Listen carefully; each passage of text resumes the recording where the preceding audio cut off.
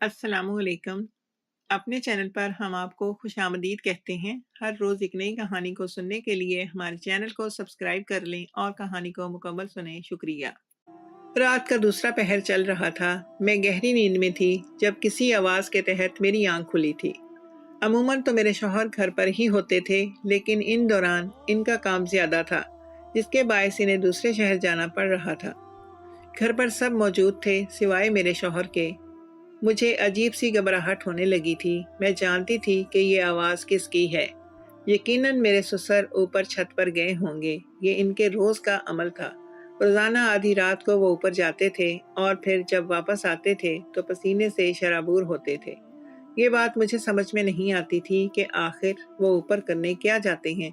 2 दिन तक मैंने हिम्मत की कि मैं इनके पीछे जाकर पता करूं, आखिर वो ऊपर करते क्या हैं। वैसे ही मुझे उनकी नीयत अच्छी नहीं लगती थी, और जब से सास का इंतकाल हुआ था तब से तो वो बहुत ही बदले बदले लगते थे।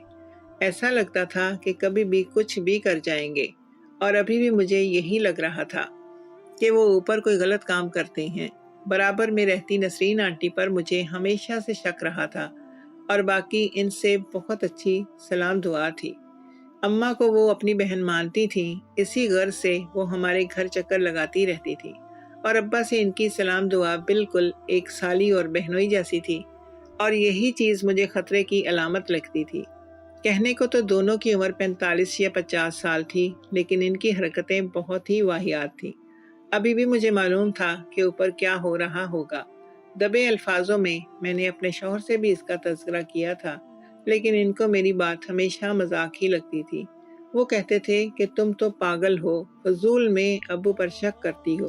वो तो इतने दीनदार और नमाजी परहेजगार हैं, ऐसे किसी नमाजी पर तोहमत लगाना भी गुनाह है।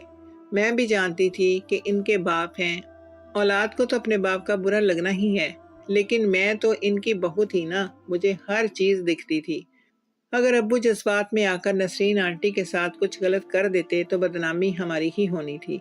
इसीलिए मैं चाहती थी कि पहले ही सबके सामने सारा सच आ जाए। मैंने कई बार अपनी देवरानी और जेठानी से भी इसका तज़किरा किया था, लेकिन कोई मेरी बात पर यकीन ही नहीं करता था। सबका कहना था कि तुम बेवजह बोल रही हो। अब्बू तो दूध पीने के बाद ऐसी गहरी नींद सोते हैं कि इन्हें होश ही नहीं होता, और जब से अम्मी का इंतकाल हुआ है वो तो बिल्कुल अपने आप में ही मगन हो गए हैं। ये बात तो हकीकत है। जब मेरी सास जिंदा थी तो वो और मेरी सास हर वक्त बरामदे की चारपाई पर बैठे रहते थे, और जब से मेरी सास का इंतकाल हुआ था तब से अब्बू ज्यादातर बाहर ही पाए जाते थे, या फिर नसरीन आंटी के घर। इसके अलावा इनके साथ ही बैठे हुए मिलते थे। घर वालों को तो उन्होंने वक्त देना ही छोड़ दिया था, और अब रोजाना दूध पीने के बाद वो छत पर जाना शुरू कर चुके थे। ये मुझे बहुत ही कुछ अंदेशे दे रहा था। मैं कुछ सोचकर अपने बिस्तर से उठी। घर पर शौहर भी नहीं थे। यह मौका अच्छा था। अगर मैं बाहर जाती तो मेरे शौहर मुझे रोक लेते, डांट डपट कर सुला देते, लेकिन अब वो घर पर मौजूद नहीं थे। मेरे पास बहुत अच्छा मौका था। अगर आज मैं ये मौका गंवा देती तो कभी भी मैं अपने ससुर का ये घिनौना सच सामने नहीं ला सकती थी। इसीलिए मैं खामोशी से बिस्तर से निकलकर बाहर आई थी। बरामदे में निगाह दौड़ाई तो सबके कमरे बंद थे सिवाय ससुर के। उनके कमरे का दरवाज़ा खुला हुआ था, और ऊपर छत पर जाने वाला रास्ता और दरवाज़ा भी खुला था, यानी ससुर छत पर ही थे। मेरे दिल की धड़कनें बहुत मुंतशिर हो रही थीं। मुझे बहुत अजीब अजीब ख्यालात आ रहे थे। डर भी लग रहा था कि अगर इस पहर मुझे किसी ने देख लिया तो न जाने वो क्या सोचे कि मैं इनके बाप की जासूसी कर रही हूँ। मैं कदम ब कदम चलती हुई ऊपर जा रही थी। मैंने बिल्कुल भी आवाज़ पैदा नहीं की थी, क्योंकि मैं अपने ससुर को कोई भी होशियारी करने का मौका देना नहीं चाहती थी। मैं इन्हें रंगे हाथों पकड़ना चाहती थी। मैंने अपना मोबाइल भी हाथ में ले रखा था। मैं इस वक्त तो शोर करके सबको नहीं जगा सकती थी, क्योंकि अगर मैं ऐसा करती तो आस पड़ोस के लोग भी जाग जाते और बदनामी हमारी ही होनी थी। इसीलिए मैंने वीडियो बनाने का सोचा था, ताकि सबको दिखा सकूं और इनका सच सामने आ जाए। लेकिन मैं नहीं जानती थी कि आज मेरी आंखों के सामने क्या आने वाला है। इनका कौन सा रूप आज मैं देखने वाली हूँ। मेरा दिल बहुत तेजी से धड़क रहा था। मैं बार बार मुड़कर नीचे की जानिब देख रही थी कि कोई ऊपर ना आ जाए। फिर जैसे ही आखिरी सीढ़ी पर पहुंची तो एक अजीब सी आवाज़ सुनाई दी, जिसको सुनकर मेरे रोंगटे खड़े हो गए थे। ये आवाज़ तो नसरीन आंटी की बेटी जन्नत की थी, जिसकी उम्र महज 12 साल थी। वो बच्ची दूध से भी ज़्यादा सफ़ेद थी। वो बहुत ज़्यादा खूबसूरत थी। उसको देखने वाले देखते ही रह जाते थे। इतनी छोटी सी उम्र में इस लड़की में इतना हुस्न था कि कोई भी देखता तो इस पल ही मर मिटता। मैं तो ज़्यादातर इस बच्ची को अपने घर आने ही नहीं देती थी। वैसे ही हमारा घर मर्दों वाला था। मेरे शौहर थे, जेठ थे, देवर थे, किसी की भी नीयत इस बच्ची पर फिसल सकती थी। लेकिन मैंने ये नहीं सोचा था कि मेरे ससुर इस बच्ची की तरफ माइल हो जाएंगे। ये बात सोचते ही मेरे आसाब काम करना छोड़ चुके थे। ना जाने ऊपर क्या हो रहा था। ये सोच आते ही मेरी हथेली नम होना शुरू हो गई थी। मैं फौरन ही छत वाला दरवाज़ा खोलकर अंदर दाखिल हुई। हालत ऐसी थी जैसे काटो तो बदन में खून ना हो। जहाँ से आवाज़ें आ रही थी, मैं इस जानब ही बढ़ रही थी। हमारे घर की छत बहुत बड़ी थी, जबकि आवाज़ कदरे कोने से आ रही थी। वो बच्ची बार बार मेरे ससुर को बोल रही थी, दादाजी आराम से करिए, दर्द हो रहा है, दादाजी अगर कोई आ गया तो मसला हो जाएगा। जबकि ये बात सुनकर कि वो क्या कर रहे हैं, मैं गुस्से के आलम में जैसे ही इन लोगों के सामने आई और सामने का मंजर देखा तो मेरे रोंगटे खड़े हो गए थे। जिस्म पर लर्जा तारी हो गया था। मैंने ख्वाबो ख्याल में भी नहीं सोचा था कि मेरे ससुर ऐसे, वो भी एक छोटी 12 साल की बच्ची के साथ। मेरे ससुर ने तो इस बच्ची का सीना पकड़ा। मेरा नाम मलाइका है। कहने को तो मैं बहुत हसीन हूँ। दुनिया जहान की खसूसियात मुझ में पाई जाती हैं। घर को कैसे लेकर चलना है, शौहर के क्या हकूक हैं, मुझे सब मालूम है। लेकिन इसके बावजूद भी मेरे शौहर ज़्यादा घर पर रहना पसंद नहीं करते। वो ज़्यादातर बाहर ही रहते हैं। कभी भी उन्होंने मुझसे वालेहाना मोहब्बत का इजहार नहीं किया। शायद हम दोनों की अरेंज मैरिज थी, इसीलिए वो मुझसे दूर दूर रहना पसंद करते थे। और इसके बरक्स मेरे सास ससुर एक दूसरे के साथ ही लगे रहते थे। मैं जब शादी होकर इस घर में आई थी तो मैं अपने ससुर और सास को देखकर हैरान रह गई थी। वो दोनों एक दूसरे से ऐसे मोहब्बत का इजहार करते थे जैसे उनकी उम्र 16-18 साल की हो। बाज़ वक्त तो मुझे शर्म आ जाती थी, लेकिन वो दोनों तो एक दूसरे में इस कदर मगन हुए होते थे कि कोई भी आकर इन्हें देखता तो यही कहता। इस घर में आई थी तो मैं अपने ससुर और सास को देखकर हैरान रह गई थी। वो दोनों एक दूसरे से ऐसे मोहब्बत का इजहार करते थे जैसे इनकी उम्र 16 या 18 साल हो। बाज़ औक़ात तो मुझे शर्म आ जाती थी, लेकिन वो दोनों तो एक दूसरे में इस तरह मगन होते थे कि कोई भी अगर इन्हें देखता तो यही कहता, भाई इन दोनों में तो बहुत ही जवानी है। यही हाल मेरे जेठ और जिठानी और देवर और देवरानी का था। सिर्फ मुझे ही अपने शौहर का प्यार नसीब नहीं हुआ था। लेकिन मैंने इसमें भी शुक्र किया था कि मेरे शौहर मुझे 2 वक्त की रोटी तो दे ही देते हैं। लेकिन बाज़ वक्त मुझे सास और ससुर को देखकर दिल में ख्वाहिश आती थी कि काश इन दोनों की जोड़ी जैसी मेरी भी हो। सब लोग मुझे रश्क भरी निगाहों से देखें कि वाकई इनके शौहर ने इनको मोहब्बत दी है।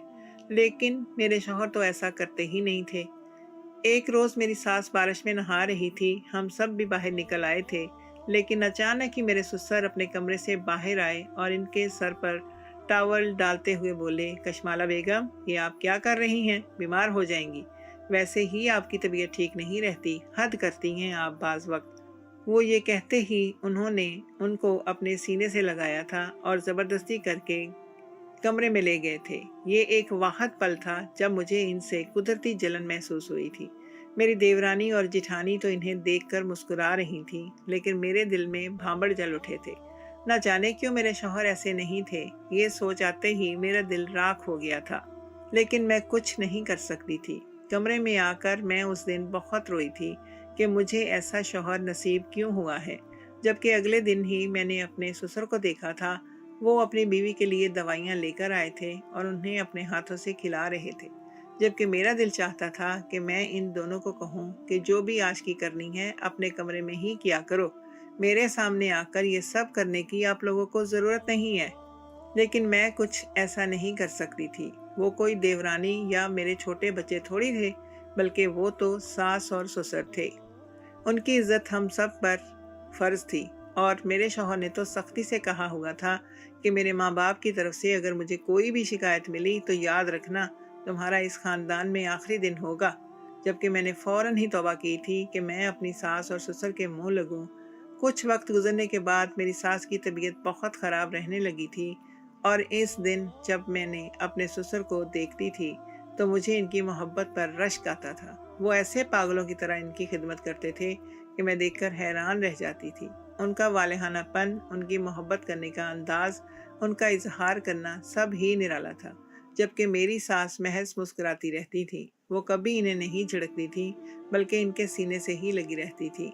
मुझे आज भी याद है जब उनका आखिरी वक्त था, जब मेरे ससुर बच्चों की तरह से रो रहे थे और इनके तीनों बेटे अपनी माँ को संभालने में हलकान हो रहे थे, जबकि मेरे ससुर कोने में बैठे हुए थे और इनकी हिचकियाँ पूरे घर में गूंज रही थी।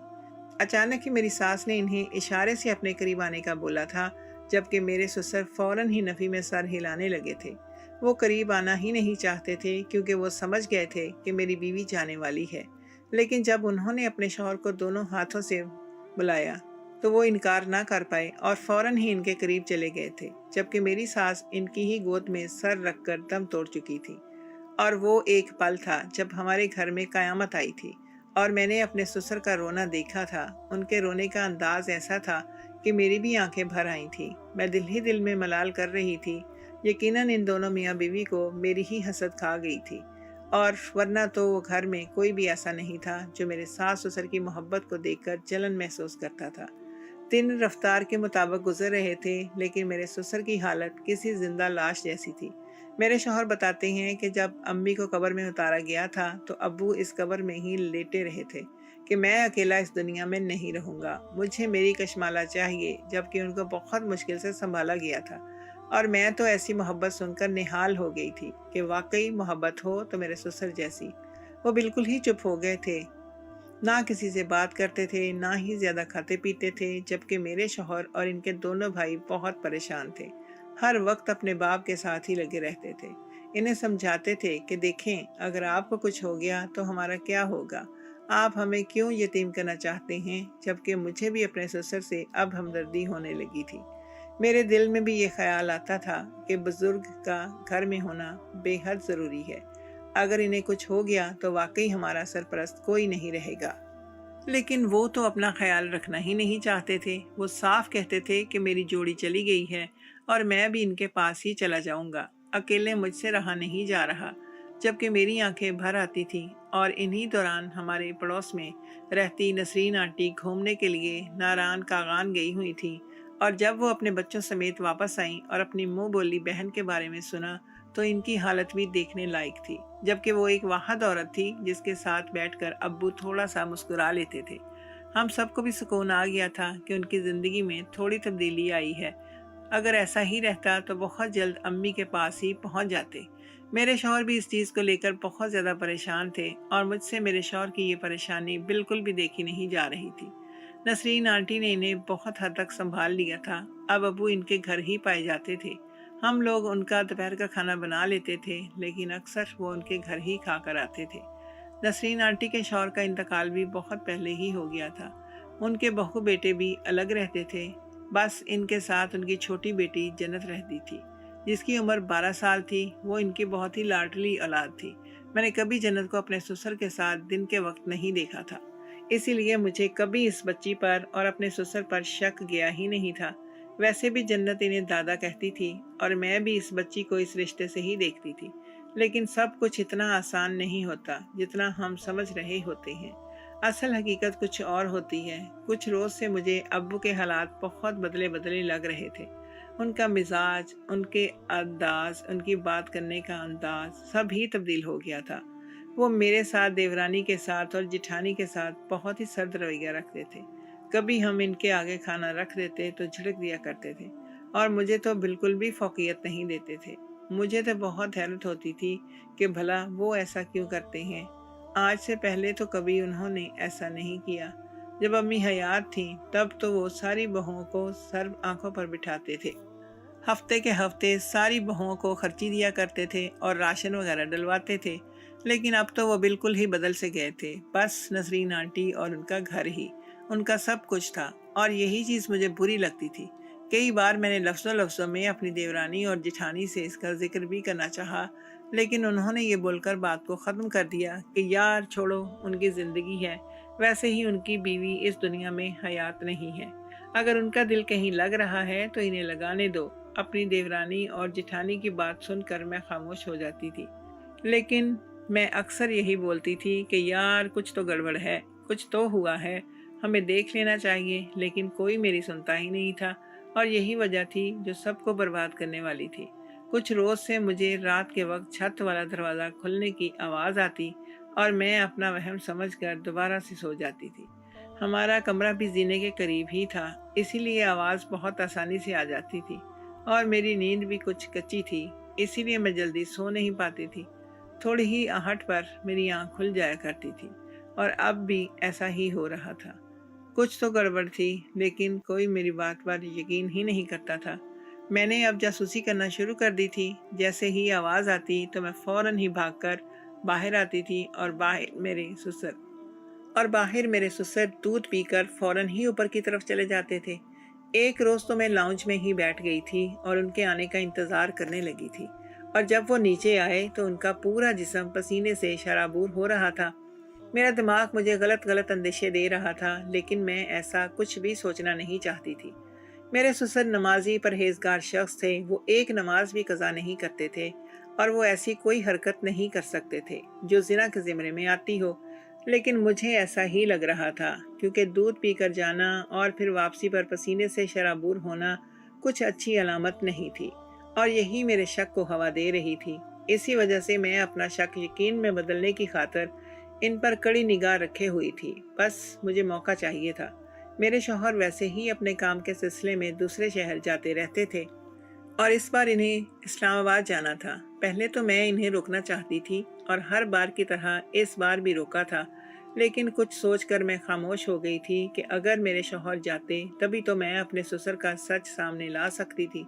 اسی لیے میں نے ایک بار بول کر دوبارہ انہیں ٹوکنے کی کوشش نہیں کی تھی، جبکہ میرے شوہر مجھ سے ملاقات کر کے اپنے کام کے سلسلے میں چلے گئے تھے۔ انہیں 3 سے 4 دن بعد آنا تھا، اور اس چیز کو اس بار مجھے کوئی فکر نہیں تھی، ورنہ تو ہمیشہ میں ان کے جانے پر رویا کرتی تھی، انہیں روکتی تھی، لیکن اس بار میں نے ایسا کچھ نہیں کیا تھا۔ شاید میں اپنا منصوبہ پورا کرنا چاہتی تھی، اور وہ موقع مجھے مل ہی گیا تھا۔ میں جیسے ہی ان لوگوں کے سامنے آئی اور سامنے کا منظر دیکھا تو میں حیران رہ گئی۔ میرے وہم و گمان میں بھی نہیں تھا کہ میرے سسر ایسا چاہتے ہوں گے، اور وہ 12 سالہ بچی کے ساتھ ایسا کریں گے۔ مجھے حیرت ہی حیرت ہو رہی تھی۔ وہ نمازی پرہیزگار انسان تھے، انہیں ہر چیز کا علم تھا، پھر ان کی ایسی حرکت سے مجھے عجیب سی بے چینی ہو رہی تھی۔ میں نیچے آ گئی تھی۔ میں نے ان دونوں کو بالکل بھی پریشان نہیں کیا تھا، وہ جو کر رہے تھے انہیں کرنے دیا تھا۔ میں اپنے سسر سے اب خود سوال کرنا چاہتی تھی، آخر وہ ایسا کیوں کرتے ہیں؟ انہیں کیا مسئلہ ہے، اور ہم سب سے کیوں وہ اتنا بدظن رہتے ہیں؟ میں نے سوچ لیا تھا کہ کل دوپہر میں جب انہیں کھانا دینے کے لیے جاؤں گی تب ان سے یہ سوالات کروں گی، اور میں اپنے کمرے میں آ کر لیٹ گئی تھی، لیکن نیند آنکھوں سے کوسوں دور تھی۔ میرے دماغ میں صرف وہی مناظر چل رہے تھے جو میں دیکھ کر آئی تھی۔ کہنے کو تو وہ ہمارے سسر تھے، لیکن ان میں طاقت ایک جوان مرد جیسی تھی، اسی لیے مجھے ان سے خوف ہی آتا تھا کہ میں ان سے کوئی بات کروں۔ اگر انہیں غصہ آ گیا اور انہوں نے مجھے ہی مارنا شروع کر دیا تو میرا کیا بنے گا؟ لیکن اس بار اگر میں خاموش نہیں رہی تھی۔ اگلی صبح ناشتہ وغیرہ کرنے کے بعد میں نے اپنے سسر کے کھانے کی ذمہ داری لے لی تھی، اور ساتھ ہی ناشتے کی ٹیبل پر ہی انہیں تاکید کی تھی کہ آج میں آپ کا پسندیدہ سالن بنا رہی ہوں، اسی لیے نسرین آنٹی کے گھر نہیں کھانا کھانا۔ ابو محض ہم کر کے ہی رہ گئے۔ دوپہر کا کھانا وغیرہ تیار کرنے کے بعد میں دروازے پر ہی بیٹھ کر ان کا انتظار کرنے لگی تھی۔ میں بس انہیں کھانا دینا چاہتی تھی، اور اس کے بعد اپنے تمام سوالات پوچھنا چاہتی تھی جو میرے دل و دماغ پر قابض ہو چکے تھے۔ تھوڑی دیر بعد ہی وہ ٹہلتے ٹہلتے گھر آئے اور مجھے کھانے کا بول کر اپنے کمرے میں چلے گئے۔ میں نے جلدی جلدی ان کی ٹرے سجائی اور ان کے کمرے میں پہنچ گئی۔ وہ صوفے پر بیٹھے موبائل استعمال کر رہے تھے۔ میں نے ان کے سامنے کھانا رکھا اور وہیں پر جم کر کھڑی ہو گئی، جبکہ انہوں نے 1-2 نوالے کھانے کے بعد میری تعریف کی اور خاموشی سے اپنا کھانا تناول کرنے لگے، جبکہ میں اپنے آپ میں ہمت جمع کر رہی تھی کہ میں ان سے وہ سوالات پوچھ سکوں، لیکن مجھ میں ہمت نہیں آ رہی تھی۔ एक तो वो मेरे ससुर थे, ऊपर से इनकी रौबदार शख्सियत मुझे ये करने से बाज रखे हुई थी। जब इन्हें महसूस हो गया कि मैं वहीं खड़ी हूँ तो उन्होंने सर ऊंचा किया और मेरी तरफ सवालिया निगाहों से देखते हुए बोले, कुछ काम है? मैं बेसाख्ता सर इस बात में हिलाते हुए बोली, जी अब्बू, एक ज़रूरी बात पूछनी है। मेरे अंदाज पर वो ठिठक कर रुके थे और मेरी तरफ देखते हुए बोले, हाँ बोलो, क्या हुआ है? आप कल रात ऊपर जन्नत के साथ क्या कर रहे थे? मेरे इस अचानक सवाल पर वो यकदम ही गड़बड़ा से गए थे, जबकि उन्होंने ऐसा कोई काम नहीं किया था जिसमें कोई गड़बड़ाहट हो। वो दोनों तो आपस में खेल रहे थे और रात को इसके पाँव में कांटा चुभ गया था, जिसको निकालने की वो कोशिश कर रहे थे। इसी दर्द के मारे जन्नत चीख रही थी कि दादा आराम से, मुझे तकलीफ हो रही है, जबकि वो मेरी तरफ देखते हुए गुस्से से बोले, तुम हमारी जासूसी करती हो? आने दो तुम्हारे शौहर को, हम बात करते हैं तुम्हारे हवाले से। वैसे ही जब से हमारी ज़ौजा का इंतकाल हुआ है, तुम सब हम पर काबिज होना चाहते हो। याद रखना, मैं किसी को भी ऐसा मौका नहीं दूंगा। इनके एकदम से तैश में आ जाने से मैं घबरा गई थी और फौरन ही बोली, अब्बू ऐसी कोई बात नहीं है, आप ऐसा उल्टा सीधा क्यों सोचते हैं? आप तो हमारे लिए सब कुछ हैं। अगर आप नहीं तो हम नहीं। घर में एक बुजुर्ग का होना लाजमी है। मैं तो बस आपसे ये पूछ रही थी कि आप जन्नत के साथ रात में कौन सा खेल खेल रहे थे और आपने रात का वक्त ही क्यों मुंतखब किया? नसरीन आंटी के घर तो आप रोज जाते हैं, तो आप दिन में क्यों नहीं खेलते? अब्बू बिल्कुल चुप हो गए थे। उनके पास कुछ भी बोलने के लिए बचा नहीं था। शायद इनकी चोरी पकड़ी जा चुकी थी। वो मेरी तरफ देखते हुए बोले, देखो लड़की, हमारे काम में मुदाखलत ना किया करो। हम जो कर रहे हैं इसी में खुश रहो। वैसे ही तुम लोग अभी तक हमें कोई पोता पोती तो दे नहीं सके। अगर हम किसी और की औलाद के साथ खुश हैं तो हमें अपने आप में ही मगन रहने दो। क्यों हमें जिंदा मारना चाहते हो? जबकि मेरा दिल धक से रह गया था। मुझे तो इस चीज़ का ख्याल ही नहीं था कि अब्बू को किसी बच्चे की ज़रूरत है। मेरे दिल में एक नदामत सी हुई थी। मेरे शौहर ने कई बार मुझसे कहा था कि हम बच्चा पैदा कर लेते हैं, लेकिन हर बार ही मैं उनकी नफ़ी कर देती थी कि अभी नहीं, मैं अभी बच्चा संभालने की हालत में नहीं हूँ। जबकि मेरे ससुर अब खफा खफा नजर आ रहे थे। मैं इनके पाँव के करीब ही बैठ गई और इनसे माफ़ी मांगने लगी कि मेरा ऐसा कोई इरादा नहीं था कि आपको तकलीफ पहुंचाएं। अगर ऐसी कोई बात थी तो आप हमसे कहते। आप दूसरों के बच्चों के साथ इस तरह क्यों करते हैं? तो वो मुझे महज इतना ही बोले थे कि जब से मेरी बेगम कशमाला का इंतकाल हुआ है, मैं खुद को बहुत ही अकेला महसूस करता हूँ। मुझे एक बच्चे की ज़रूरत है जिसके साथ मैं अपना दिल बहला लूँ, और मैंने इस बार सोच लिया था मैं कुछ भी करके एक बच्चा प्लान कर लूँगी जिसकी वजह से घर में थोड़ी रौनक आ जाए और इस तरह अब्बू रातों को छुप छुप कर दूसरों के बच्चों के साथ खेलने के लिए ना जाएं। नसरीन आंटी को अपनी बेटी के साथ बात करना भी किसी का पसंद नहीं था। इस बात को मैं बखूबी जानती थी। जब भी अब्बू जन्नत के साथ रात का वक्त मुंतखब करते थे और इसके साथ खेलते थे और जब नीचे आते थे तो पसीने से शराबूर होते थे। मुझे अपनी सोच पर ढेरों ढेर मलामत हुई थी कि मैंने इतने अच्छे शख्स के बारे में ऐसा क्यों सोचा, और अल्लाह ताला से माफ़ी भी मांगी थी। और इसके बाद जब मेरे शौहर घर वापस आए तो मैंने उनके सामने अपनी ख्वाहिश का इजहार कर दिया, और शायद अल्लाह ताला को हमारे नसीब में औलाद देनी थी, इसीलिए पहले साल ही हमें औलाद नरीना अता हो गई थी और मेरे ससुर जन्नत को छोड़कर अपने पोते में ही मगन हो गए थे। और मैंने भी सुख का सांस लिया था, क्योंकि अगर नसरीन आंटी को इस हवाले से कुछ भी खबर होती तो न जाने वो क्या सोचती। इसीलिए मैं पहले ही सब चीज़ों को कंट्रोल